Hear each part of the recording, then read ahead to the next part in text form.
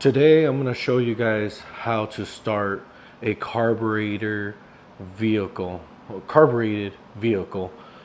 So first, if you don't know what a carburetor is, or if your vehicle has one, first go ahead and open your hood. You're going to open this hood up, and if you see a filter like this, now this filter comes in different sizes and different looks. If you see this is a carburetor filter. You most likely have a carburetor. So I'm going to show you what a carburetor looks like. So we're going to go ahead and take this screw off right here, or this nut actually. This holds down the air filter, the filter on the carburetor. So let's go ahead and take this out. It's kind of long to take this out. Now that we got this off, go ahead, put it to the side, and we're going to open this up. Right now we go ahead, and now you can see the carburetor. Now that is your carburetor right there. Now the way a carburetor works when starting a vehicle like this is, you see this right here, this is actually attached to the throttle. So what's going to happen is when I get into the vehicle, I am going to press a couple times.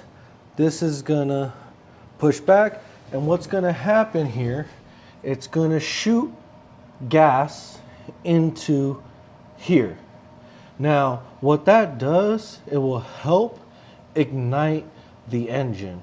So, and the other thing is we do not want to keep on pushing the gas pedal a lot of times, because we do not want a lot of gas in here, because then it will cause what they call flooding. Now if you flood your vehicle, you're not going to be able to start the vehicle, and you're going to have to sit for 2 hours or even longer to be able to start the car. Now there is tricks to starting it if you do flood it, but you don't want to get there at all. So here is the carburetor, and we're going to go ahead and go inside the car and show you how to start this car. Now before we go into the vehicle, we're going to go ahead and put the air filter back on and put the nut back onto this. Now the carburetor, now this is not for every classic car. This is a 327.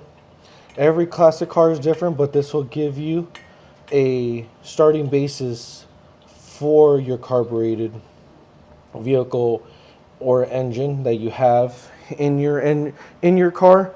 So this will definitely give you a starting basis and a very simple how to do it. This will be the easiest way to start your car and the fastest way without messing anything up if you do not know how to do this. Now that we're in the vehicle, what you want to do is, you're going to see right here where my foot is, you got the gas pedal.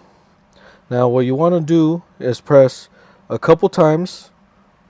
1, 2 times is always a charm.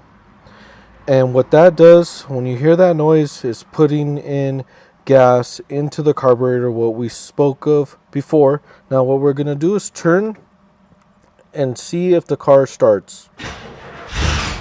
Now the car started right away. I did start the car a week ago, so it started right away. But you see how simple that was? We just hit a couple and then turned the ignition, and it started right away. Now sometimes it doesn't do that. Sometimes you do have to do that a couple times for it to start. Now once you have the car started and running, you definitely want to warm up the car. before you start actually going ahead and driving your vehicle, because it is a carbureted engine.